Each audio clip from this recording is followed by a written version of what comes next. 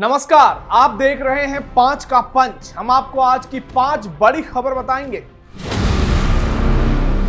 मैं आपको बताऊंगा आरक्षण पर मुख्यमंत्री सम्राट चौधरी के बड़े बयान के बारे में।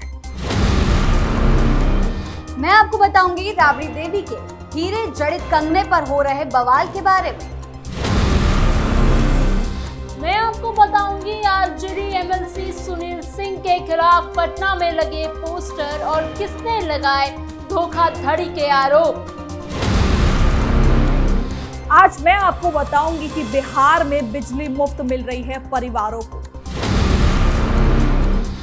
मैं आपको बताऊंगी कैसे बिहार पुलिस ने सख्त और बेहतर रुख दिखाकर कुख्यात अपराधियों की मुश्किलें बढ़ा दी।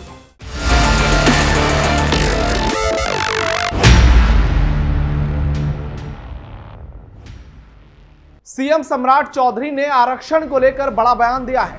उन्होंने कहा है कि आज देश में कोई व्यक्ति ऐसा नहीं है जिसको आरक्षण का लाभ नहीं मिल रहा है। अमीरों को छोड़कर समाज के हर वर्ग को मोदी सरकार ने आरक्षण दिया है। पहली बार मोदी सरकार ने ओबीसी आयोग को संवैधानिक दर्जा दिया है। पीएम मोदी की सरकार ने ओबीसी वर्ग की चिंता की है।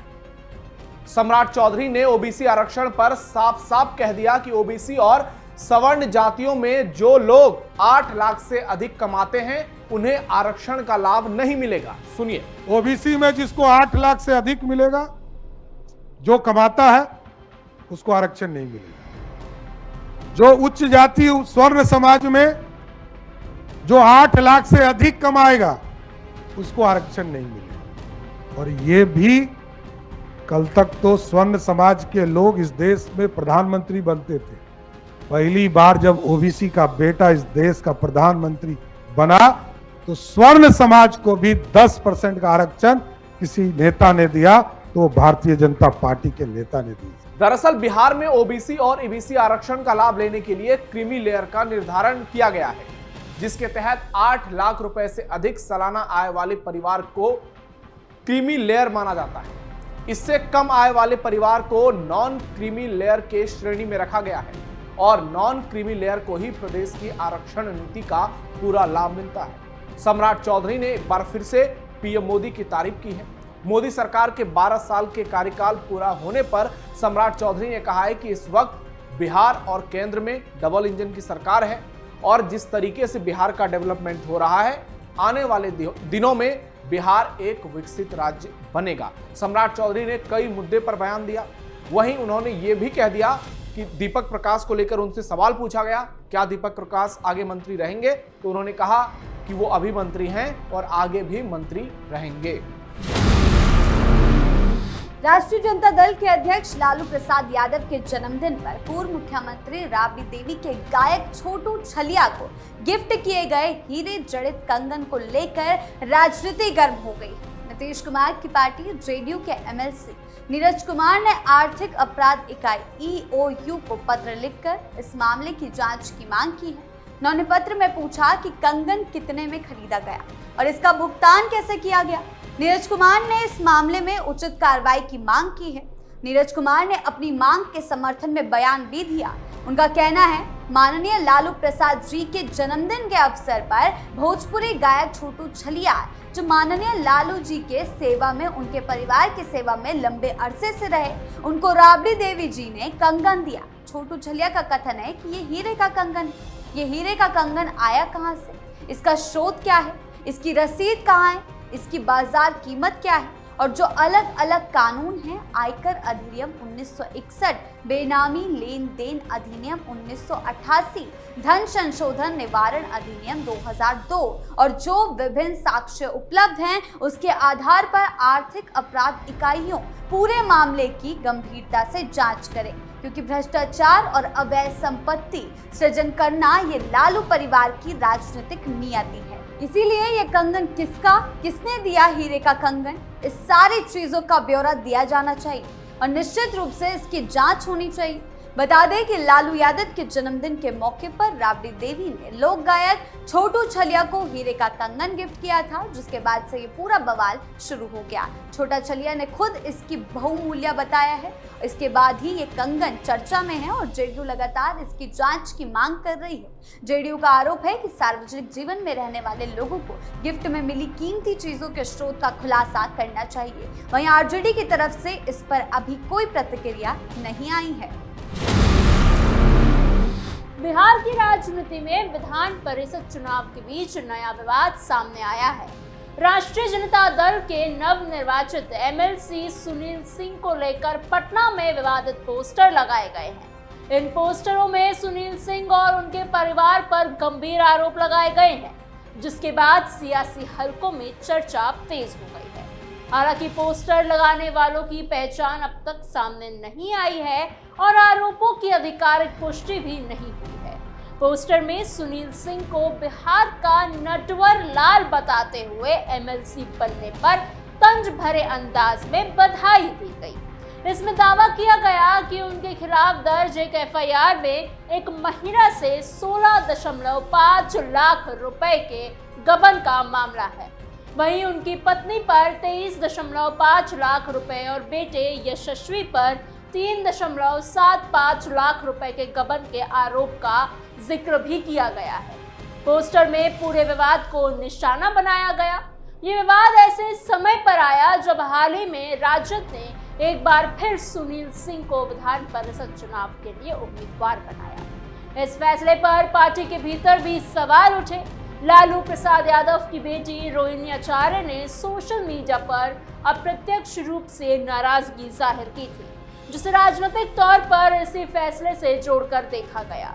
इसके बावजूद सुनील सिंह लगातार तीसरी बार एमएलसी चुने गए। 11 जून को बिहार विधान परिषद की 9 सीटों के लिए चुनाव प्रक्रिया पूरी हुई, लेकिन मतदान की जरूरत नहीं पड़ी क्योंकि सभी सीटों को बराबर उम्मीदवार मैदान में थे। इनमें से 8 सीटें एनडीए और 1 सीट राजद के खाते में गई। भाजपा के पवन सिंह, संजय मयूख, अनिल ठाकुर और शीला पांडे भी निर्विरोध एमएलसी निर्वाचित हुए।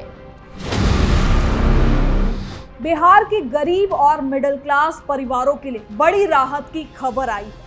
राज्य सरकार 14 जून से एक महत्वाकांक्षी सोलर ऊर्जा योजना की शुरुआत करने जा रही है, जिसके तहत 10 लाख गरीब परिवारों के घरों पर सोलर रूफटॉप लगाए जाएंगे। इस योजना का शुभारंभ मुख्यमंत्री सम्राट चौधरी ने करा। योजना का मुख्य उद्देश्य गरीब परिवारों को बिजली बिल से राहत देना और राज्य में हरित ऊर्जा को बढ़ावा देना है। सरकार ने पहले चरण में 2.5 लाख कंज्यूमर्स के घरों पर सोलर प्लेट लगाने का लक्ष्य तय किया था।